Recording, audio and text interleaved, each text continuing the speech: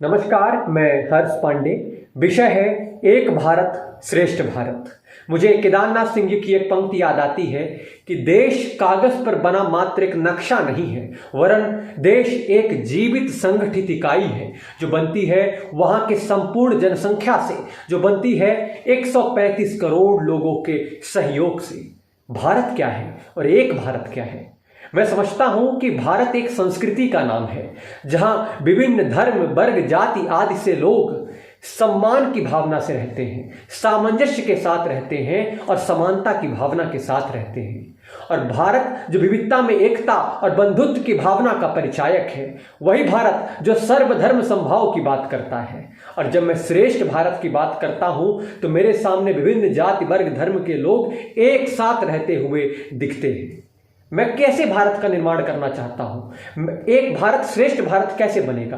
मैं 3 पहलुओं पर बात करता हूं: राजनीतिक, भौगोलिक, सांस्कृतिक।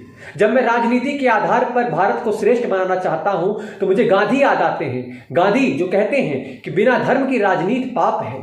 धर्म अर्थात समानता की भावना, समानता की भावना।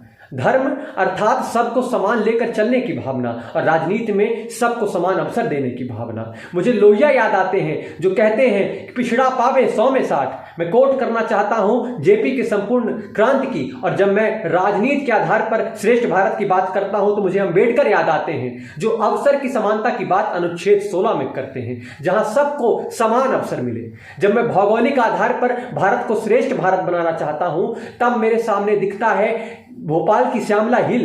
मैं श्यामला हिल को भी नहीं छोड़ता, मैं नहीं छोड़ता अरावली को, मैं नहीं छोड़ना चाहता नीलगिरी पर्वत को, और मैं नहीं छोड़ता गारो खासी जयंतिया को। मैं सबको साथ लेकर चलने की बात करता हूं, मैं सबको जोड़ने की बात करता हूं, छोड़ने की नहीं।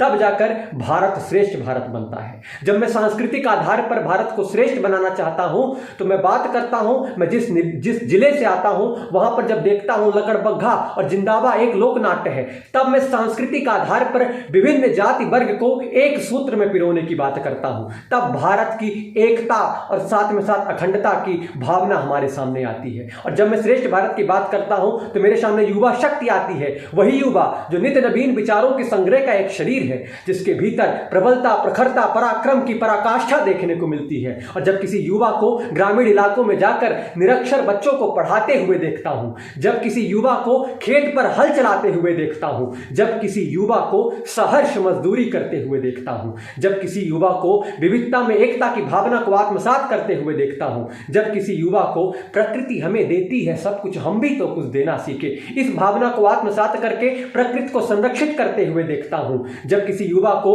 ओलंपिक्स के खेल में जाकर देश के लिए मेडल ले आते हुए देखता हूं, और जब किसी युवा बेटे को बूढ़ी मां को तीर्थ यात्रा पर ले जाते हुए देखता हूं, तब मुझे श्रेष्ठ भारत की वो भावना और वो चित्र मेरे नजरों के सामने घूमता है जिस भारत की मैं कल्पना करता हूं। और जब मैं भारत को श्रेष्ठ बनाना चाहता हूं तो मैं सबकी समानता की बात करता हूं। मैं उस थर्ड जेंडर को भी नहीं भूलना चाहता, मैं एलजीबीटीक्यू को नहीं भूलना चाहता जिसे आज किन्नर के नाम से बुलाया जाता है। आज हमें ट्रेन से उसको निकालकर सड़कों से संसद पर बैठाने की आवश्यकता है। किसी ने कहा था कि पॉलिटिक्स विदाउट डिलिबरेशन इज मीनिंगलेस, अर्थात बिना प्रतिनिधित्व की राजनीति का कोई अर्थ नहीं है।